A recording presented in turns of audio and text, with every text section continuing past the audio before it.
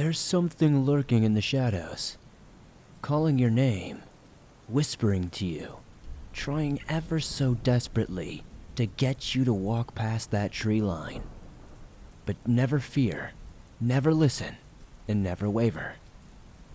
Welcome back to the swamp, my friends. It's good to see that you made it back for another episode, and welcome if you're new. Today I'm going to be sharing some creepy and allegedly true encounters with Skinwalkers, sent in by viewers just like you.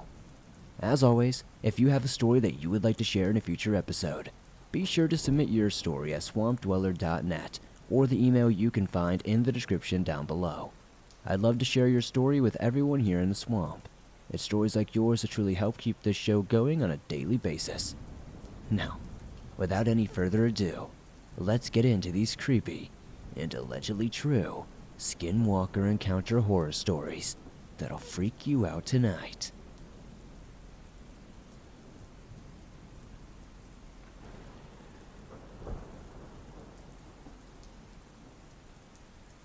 Hey there, Swamp Dweller.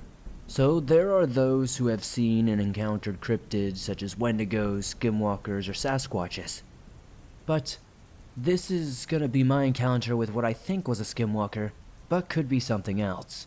This is the best way I can describe, as something you wouldn't expect as a cryptid, but as something from a horror movie. We'll start off at around 6 in the afternoon. I was in my backyard. It was a good day, and we had 3 acres, and then it hit dense forest. I was sitting on the porch, in the swing, enjoying the nearly 50-degree weather with my 2 dogs. It was all normal until 2 hours later, when my dogs suddenly perked their ears up and stared into the forest. Their posture was low, and they had that look of seeing something they don't like. This occurred for around 30 seconds until they bolted at the forest at breakneck speed. I thought it was the smell of a rabbit that they had caught. That was, until the barking was dwarfed by some demonic scream or shriek. I jumped to attention as my blood went cold. The barking of my dogs turned to sharp yelps. Thinking fast, and knowing that there were dangerous animals in the area, such as coyotes, wolves, bears, etc., I grabbed a hatchet that was located on a pile of logs, and a flashlight. I sprinted to the forest, hoping I was in time. Not just a second later, when I got to the edge, my dogs bolted back to the house, yelping and whimpering as they ran. Then, everything went dead silent. There was not a single noise. I could probably hear a cricket move. It's as if every living creature just died all at once. Being prodded by curiosity, I went out 30 feet into the forest when I felt that something was following me. I then stopped to test my theory, and to my sheer horror, the sounds of heavy footsteps stopped a split second after mine. I was shaking like a leaf at this point. I didn't move for about 2 minutes until those footsteps started moving, but going around me in circles this time. Judging by the sheer crunching of the leaves, twigs, and branches, this thing had to be a bear at least. Then they stopped abruptly in front of me. What I did next was something I hated myself doing up until this day. I turned my flashlight on, and it moved in front of me. This thing was there, standing there. It was easily 8 feet tall with bone-white skin that was so stretched on the body frame it looked almost like it was going to split at any second. It was humanoid in appearance. That was except for its abnormally long arms and face. Its head was human-like, but its eyes were completely gone. They were just concave, soulless sockets, and its lower jaw was split in 2 and connected by muscle. I watched as this thing's lower jaw would split open and then close back, making a bony clicking noise. I stepped backwards, and a loud crack of a branch emanated from beneath me. I looked down to see a branch split in 2 beneath my feet. When I looked up again, this thing's head was looking at my direction. I yelped involuntarily, and this thing let out another, long, ear-piercing scream as its lower jaw stretched out left and right. I don't even remember what happened next, because I just sprinted back to the safety of my house. Hearing the heavy footsteps right behind me, I got back to the house with all of my breath gone. I suddenly remembered that my phone was recording. I looked back to the forest to see if it was following me. To my surprise, the thing was not there. It must have stopped following me when I reached the border of the forest. I don't know if this was a Skinwalker. I don't know if it was a Wendigo, a Fleshgate, or what. But it was downright terrifying.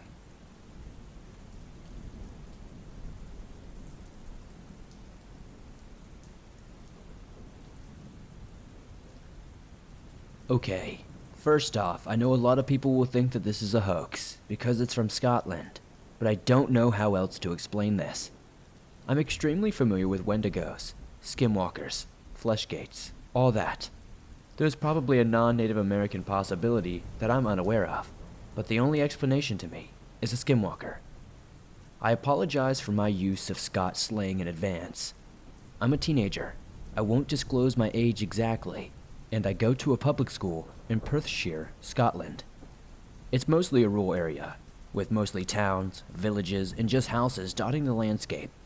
Although there are 2 major cities in my area, the high school I go to is in a medium-sized town, and for privacy reasons, I will not disclose its name. Not many people have had many paranormal encounters, although a few people claim to have seen ghosts and whatnot. Anyways, on to my encounter. I live in a large house in the middle of a field with my family. It's not too far from the town I go to school in, but I usually take the bus just in case, and honestly just because I'm lazy.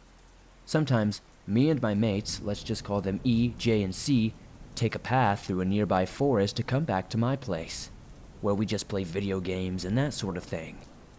This night, my parents were out of town, and we decided to drink a bit of booze that we had in the mini fridge in my room. I didn't try much. I'm not much of a drinker, and beer's not really my thing, or C's really. E and J, however, they went all out. It got late, or rather early, and they decided to leave and head home. I said bye to them, and then headed back up to my room to play some more video games. Roughly about a half an hour later, I heard a loud banging on my door. It was J and E. I let them in, and they started panicking. C goes home a different way than them. He lives a bit closer than the others. E and J said that they both were walking through the woods, and they saw a tall, skinny-looking bloke pelting towards them. They panicked and legged it back to the house until the skinny fella gave chase. My mind went back to another friend of mine, somewhat of a paranormal buff. They told me about Wendigos and Skinwalkers. I called 999, which is basically 911 in America, and said that a prowler was looking around our house and had chased my friends all the way back to my house. I gave the operator my address and said that they'd have a car to my house very soon. Apparently, there was a big traffic accident, so soon really meant in the meantime. This lady on the dispatch, though, told me to arm myself, lock all the doors and windows, and lock myself in a room. So that's what we did. We grabbed knives from the kitchen, barricading ourselves inside my room. After some time, we heard heavy footsteps around our house. Thinking it was the police, I peered out the window. What I saw was much worse. It was E. It looked the same as her anyway. I knew that she was sitting, crying in my room. I freaked out, and it saw me. What the hell is that thing? Whatever the heck was outside could speak, and it sounded exactly like Jay. It was a Skinwalker for sure. I remember the description from my other horror friend. It looked like my friend, but sounded like my other friend. It must have been confused, and that made it so much more scary. We heard sirens and the thing ran off into the woods very abruptly. We told the police officers everything. They checked it out, but I don't think they really believed us. The officers left, saying the woods were clear, and then muttered something about stupid prank callers. After they left, we heard inhuman shrieks, but still, they were sort of human-like. We didn't sleep much that night. I believe that what we saw was a Skinwalker, and I hope to God Almighty that I never have to face that bloody thing again.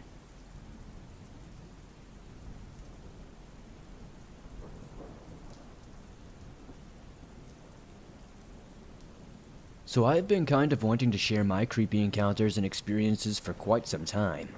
But what my sister told me a few days ago made me want to share this possible Skinwalker encounter. I'm a Native American, and so is my father and siblings, of course. My mom isn't very much Native, but there's a little bit there in the bloodline somewhere. We aren't involved with any tribes in specific, but I do enjoy looking, reading, and trying to be active in the Native culture. There are also plenty of tribes in the state I live in. A few weeks ago, I was asking my dad about the tribes around here, and asking if there was a possibility that Skinwalkers could be here. He kind of avoided the question entirely, but did tell me that a tribe up north was notorious for murders, both by members and unexplained ones. I tried seeing if I could get any more answers from him, but there was nothing else. Now, time for my encounters. Both my sister and I experienced them most, but my brother has also had some unexplained scratching and whispering at night. It was rare, but it did happen. These encounters started at the beginning of summer in 2017. Now, me and my sister share a room. She's always feared the dark, so being the nice big brother I am, I have shared my room with her for quite some time. Anyways, it was around maybe 11 p.m. when me and my sister heard a weird sound. It sounded like a bird call, but it wasn't normal. It sounded like someone with strep throat trying to mimic a crow. Both me and my sister kind of just looked up from our phones and gave each other a weird look. We live in an apartment complex that's located on the edge of a small town. The town is known for being a druggie town, so, for the first hour, we thought it was just some druggie outside tripping out. But it lasted about 3 hours, ending sometime around 2 a.m. My sister had fallen asleep and everything went quiet, but then I heard the big dogs down the road start barking like absolute crazy people. I thought it was just weird timing, or they saw an animal, but looking back, I think it might have been the Skinwalker. A few weeks go by, and the same sound starts up randomly again at around 10 p.m. or 11 p.m. one night. It would usually end around 1 a.m. or 2 a.m., give or take. At first, me and my sister didn't really pay attention to it, and eventually thought it was just some sort of weird bird. But one night, I had slept over at my friend's house, which was a trailer on the edge of the town right near mine. Me and my friend were just about to fall asleep on the couches when I heard that same sound. I sat straight up and looked at my friend. "You heard that, right?" I asked her, thinking it was imaginary. "Yeah, sounded like a bird. Why?" She told me back, probably thinking I was crazy. "Oh, it's nothing. I just hear things sometimes," I replied. If I told her, she probably would have believed me, but I just tried to make it seem like it was nothing. That night, the sound lasted until I fell asleep.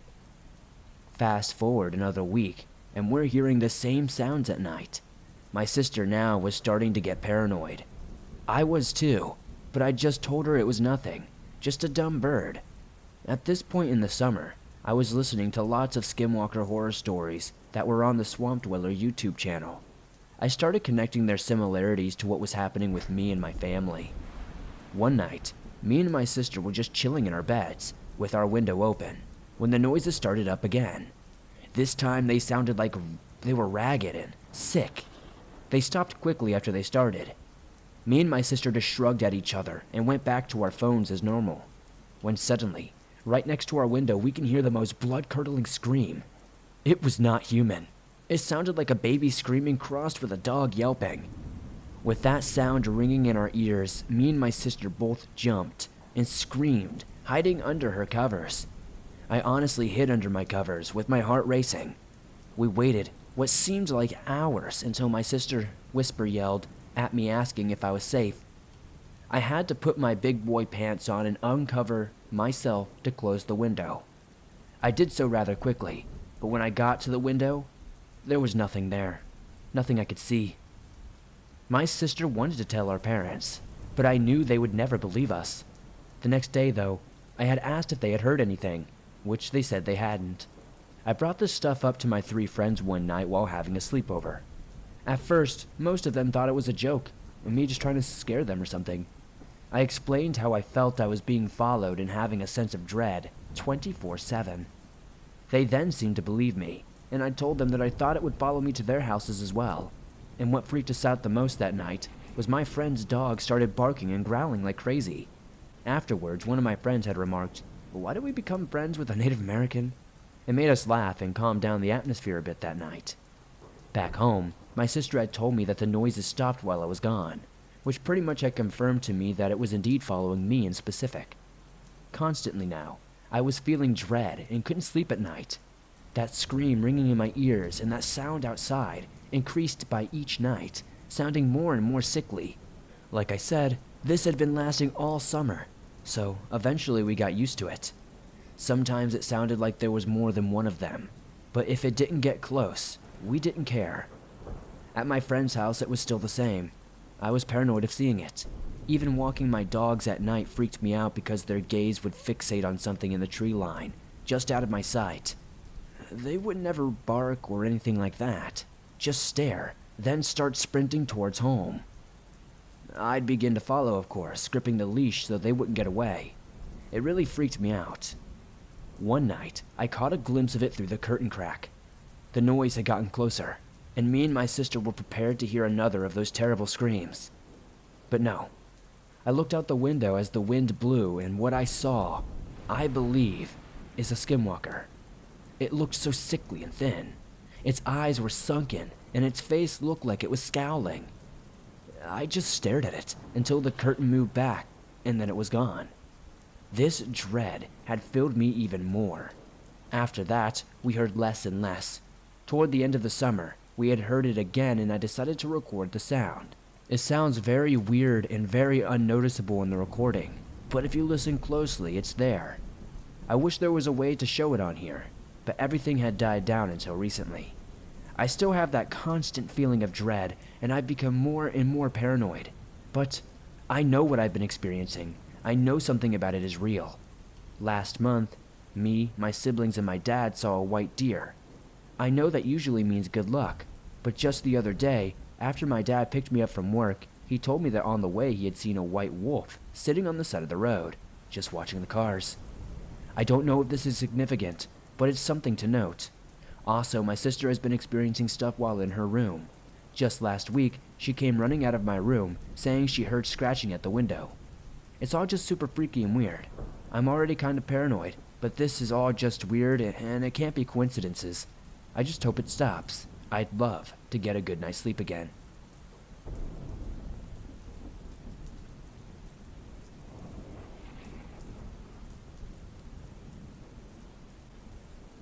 When I was younger, I preferred to spend time at my great-grandmother's house rather than my own. I lived with my grandmother at the time. My grandmother was right next door, actually. This would often let me spend the night with my great-grandparents to get me out of her hair. My great-grandparents had their own bedroom on one end of the house, and on the other end was the room that I slept in. This bedroom was big to a 6-year-old, or even a 7-year-old, with a large bed that had sliding door cabinets for a headboard, and 2 large windows, one of which had a crate with older toys in it, mostly building blocks and the like. That faced the side yard, which had several young pine trees. The other window faced the large barn out back that housed their camper and all manner of other things. Before I continue, I ought to mention that I'm a quarter Native American, of the Miami tribe. My mother was adopted by a family whose heritage was distinctly French. While my grandmother wanted my mother and I to have nothing to do with our heritage, my great-grandmother embraced it and never kept it from us, and even taught us a little bit about it. Me, far less than my mother, since I was too young to understand much before she passed. One night, when I was sleeping over at my great-grandparents' house, I woke up to the motion-detecting floodlight in the barn out back turning on. The room was flooded with light, and I could see everything clear as day. I was unable to go back to sleep. I got up and decided to play with the blocks until the floodlight went out, and I could go back to sleep again. For some reason, I felt the strange urge to look out the window into the side yard, so I climbed up on the crate under the window and peered out. There, in the side yard, was a young man. He was in his late teens, 17 or 19 if I had to guess, with neatly cut straight black hair, nearly ear length. He wasn't dark-skinned, but he wasn't exactly white either. He wore what looked like tan Carhartt coveralls, and he appeared to be examining a young pine tree, not more than 15 feet from the window. The tree wasn't very tall, maybe 8 or 9 feet, but the young man was carefully moving the bottom branches this way and that, as if it were looking for something. I watched him for about a minute or two, simply observing. I didn't feel frightened, rather I was curious. Then the young man lifted his head and looked around. When he saw me, the strangest thing happened. He looked startled, almost terrified. His eyes widened so far that I could make out the whites in the low light. There is no other way to explain what occurred after that, other than me sounding crazy. I swear, on everything, he turned into a deer and bolted away into the darkness. He simply turned to his left, made the drop to all fours, and was a deer by the time that he would have had his hands hit the ground. He ran off back beyond the barn. I don't remember the conversation I had with my great-grandmother about it in the morning, only that she seemed upset and was tight-lipped about it, and that she and my great-grandfather went out to look at all the trees later that day. They didn't seem to find anything, and my grandmother didn't want to hear about it any further, so I shrugged it off. Years later, I would learn what Skinwalkers are. I would think back to that young man and how he could have been a native, how his coveralls could have been deerskin. I would also like to think that my experience didn't line up with most other Skinwalker encounters. I didn't feel any fear. I didn't notice a stench. No one called my name. Also, the young man seemed to be afraid of me. Then again, I suppose if I were looking for something and I saw a small child staring at me, I'd be a little freaked out too. As time went on, I had for the most part convinced myself that I just happened to have witnessed a teen boy hunting illegally on our property, and my startling him was probably him just realizing that he had been caught. Maybe the deer I saw was what he was after anyway, and my child brain just processed it strangely. That is, until I decided to bring up the concept of skinwalkers with my mother. I had told her that I could have possibly seen one when I was a child if my memory could be trusted. When she said, "Oh, you saw the bird man too, huh?" My belief, what I misremembered as a teen boy hunting, shattered. She wouldn't say much about it when I seemed confused, simply stating, "Oh, there was an old balding man who would dance around the roof with his belt made of feathers, and when I would go out there to yell at him for being so loud, he'd smile at me and fly off as a bird." That house was on land that was tribal before the family. I was adopted into and moved into the area several generations ago. Artifacts coming to the surface every other time the big field behind my childhood was plowed. Many others have had experiences there, including others of my own. Though most of the other experiences seemed more surreal, they seemed to be things that could be brushed off as coincidence or me psyching myself up to see or believe something that wasn't actually there.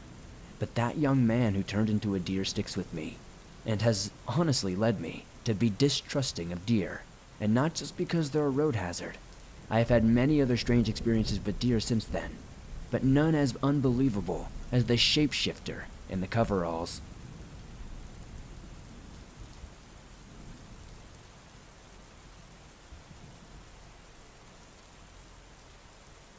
So I was chilling at home, and my friends were out hiking. I wasn't invited because I had college courses that day, but when they came back, they recited an experience to me that was so horrifying I just had to share it on the show. So, my friends, including my best friend Brandon, was hiking around Cherokee National Park, and before they knew it, the sun had set. Brandon was trying to get down to a second part of their trail faster, and he slid down the side of a hill. Little did he know, his pocket ripped and his phone fell out of his pocket. He didn't know until about 15 minutes later when he went to text somebody and couldn't find it. They were already back where they were at this point, but they used Snap Map to see where his phone fell. He ran back to get it and picked it up and placed it securely in an unripped pocket until he heard a blood-curdling scream. He's had similar experiences in the past, but not this close. At first, he thought it was a mountain lion until they distinctly yelled, "Help! Over here!" He walked up to the incline and looked between the trees to see where the sound was coming from, and across the way, he saw what looked to be a man standing on a neighboring mountain. The scream stopped, and he just stared over at Brandon, an unmoving silhouette. This continued for a few seconds before Brandon's fight or flight suddenly kicked in, and he went with it and just started running as fast as he could back to the meeting grounds. He looked back once and recited to me that the eyes of whatever was chasing him were reflective and too big to be a mountain lion of sorts. He ran for about 8 minutes before he ran into 2 other of the friends that were on the trip, Caleb and Alex, and they were like, "Dude, what's wrong? Chill out." Brandon wastes no time explaining to them what happened, and he just says, "Just freaking run." And so they all did. They ran for another 10 minutes, all the while the three of them exclaimed that they kept hearing screams, all in different tones of voices, male, female, etc. They finally got back, still feeling like they were being chased and watched. They urged everybody to just get in the car. After that, they sped off and never looked back, and they still have never gone hiking back at that spot. To me, this sounds just like a Skinwalker encounter, but what do you guys think? Because I know since they're Navajo creatures, they mostly reside in the Midwest areas, but I just don't know what else this could have been. We're in East Tennessee. I live the furthest out from all of my friends, 25 minutes from the nearest town, and walking distance from the Cherokee Park border.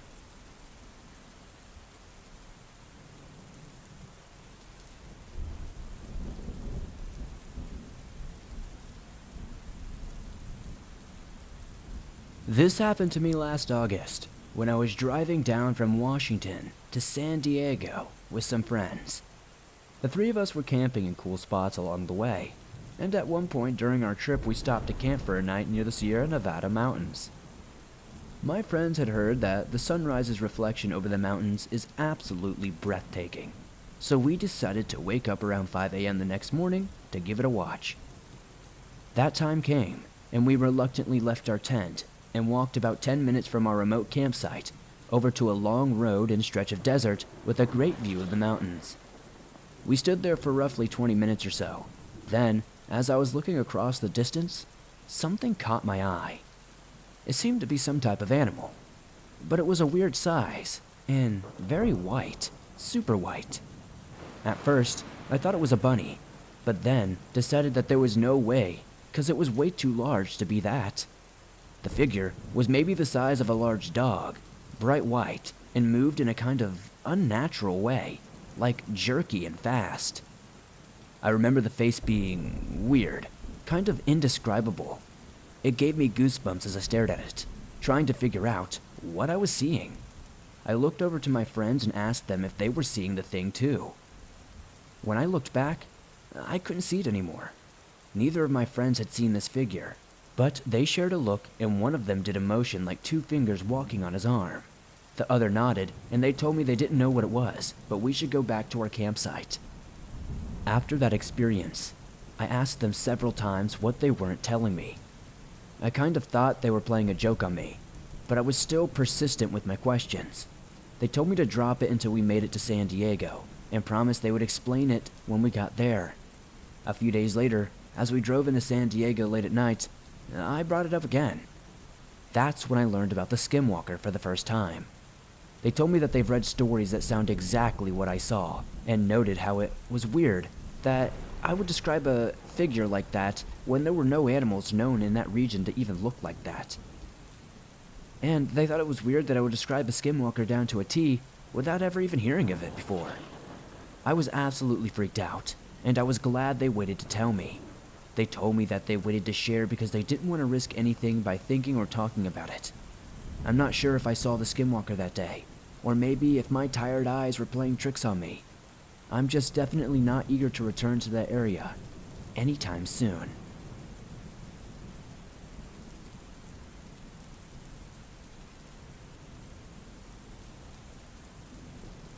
So, to start off, I live in rural Idaho. Farmlands and woods for thousands of miles, it seems. Now, at this time, I was 20 years old, and I and a few friends decided to go camping. Like all great ideas, we also brought along with us guns and liquor. Most of us owning lifted trucks, we headed deep into the Pacific Northwest woods. We drove random trails for hours looking for that perfect spot, far enough from anyone and anything to avoid the law enforcement and bothering anybody else. We came upon a small cabin at some point and decided that this would be a great spot to camp. This is an old trapper's cabin left over from who knows what year. Logs were grayed and cracked. The roof had been taken over by moss of the woods, and a tree decided its roots needed a new home because it was really growing into the side of this building. Regardless, this place, thinking back on it, was rather odd.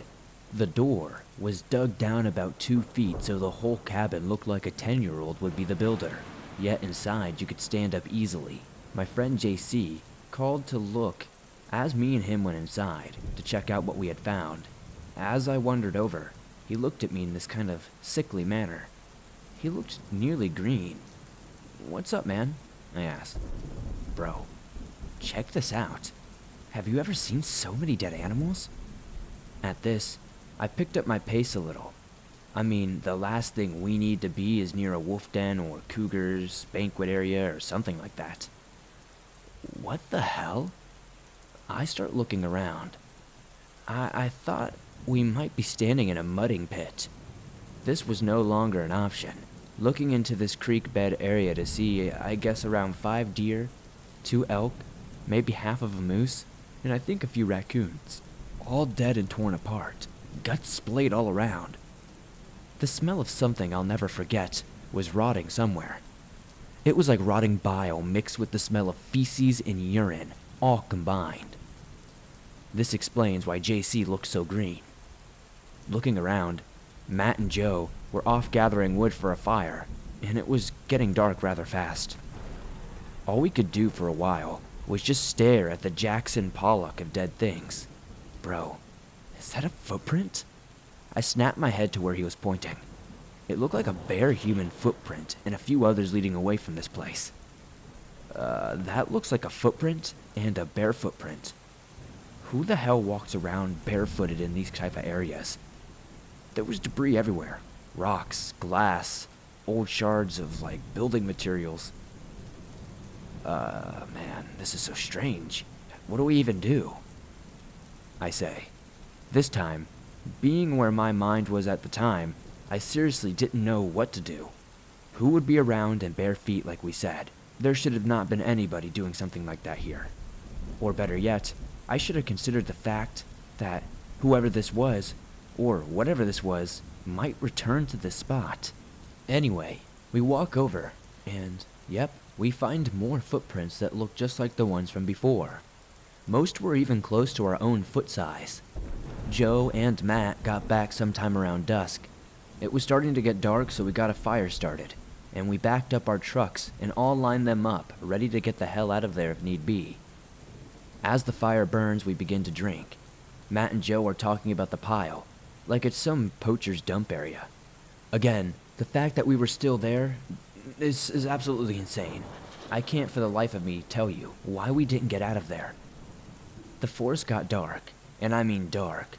The moon was out, and it just seemed like it wouldn't touch this area. We all did only have a few drinks, not enough to get pissed drunk or anything. We didn't get super messed up, and we didn't do any hold my beer moments. JC was the first to point out that it was silent outside. Not the silence of the woods at night. I mean, it was silent. Like no sound other than us and the fire. No wind, bugs, nothing. Then, just like the scary movies, a glint of movement in the forest caught my eye. What was that? Did you guys see that? Who's that? Joe says, interrupting my sentence. We all look around and stand just outside the light of the fire. We couldn't see much, but what I saw, I could only describe as a half-naked man, with this stupid grin on his face, and this weird stick in his hand. Yo dude, are you okay? Joe yells, and this thing lurches forward a few steps like a Walking Dead type creature. What the hell? Joe tells me, on the other hand, just to go into the truck and get my 1911 from under the seat. I click the slide as I chamber around. James, what are you? Shut the hell up, JC, and get in your truck. We got to go now. I level my gun, taking aim at this thing. Seeing Joe to my right, he had gotten his AR-15 out of his tent. As well, he says, James, bro, we need to leave. There's 2 more to his left. Now, we look over, and we see that these people or these things had these antler helmets. I guess I don't really know how to explain them, nor do I care to. Matt, start my truck, Joe said. He rode there with Joe. Matt was like lightning in that moment, and ran to the truck and turned it on quicker than I've ever seen anything happen. JC, you too, bro. Fire it up. He starts his truck. Now, this man twitches left, right, and like every type of position you could imagine. It was like some Matrix glitch or something. I don't really know how to explain it, and I'm very sorry if I'm not making any sense. Then, I see this thing's eyes. Or the lack of eyes. It was... There was no white, just this golden yellow glint. It was like just a source of light. Not like it was eyeballs, if that makes any sense. That was all we needed. I hopped in the back of JC's truck, and he took off out of there. I started firing at this thing because it started chasing us. I hear the crack of the AR-15 go off and 3 rounds go into this guy. But he doesn't stop. He doesn't even trip. He doesn't do anything. He continues to run at us. I shoot a few shots myself, shooting a few 45 ACP hollow point rounds. I'm not sure how many times I hit it, but I know I hit it at least once or twice. We drove around a sharp corner, and just like that, it suddenly disappeared and wasn't following us anymore. We didn't stop until we got to the main town, into much more lighted and populated areas. Our windows were all busted out. It looked like someone had keyed the sides of the car. The hood looked like it got stabbed by a pitchfork. I just brushed it off and tried to just assume that we had been attacked by some weird creep in the woods or something. But after listening to the show and reading stories and hearing tales around my area from natives, I believe that this was a Wendigo or a Skinwalker. Maybe that's what it was. If anything, it's definitely not something of this world. If I know one thing, there are things out there that are real, and they are evil at their core. Be safe, friends, and thank you for reading my story. Much love to all in the swamp.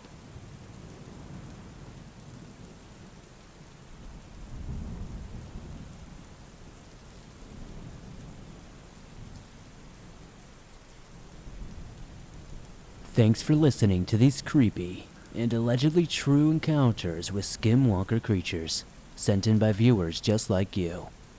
As always, if you have a story that you would like to share in a future episode, please be sure to submit your story at swampdweller.net or the email you can find in the description down below.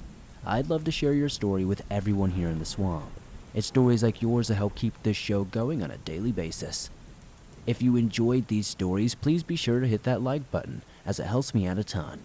The more likes this episode gets, the more YouTube promotes it in the algorithm, and that's incredibly helpful to the swamp.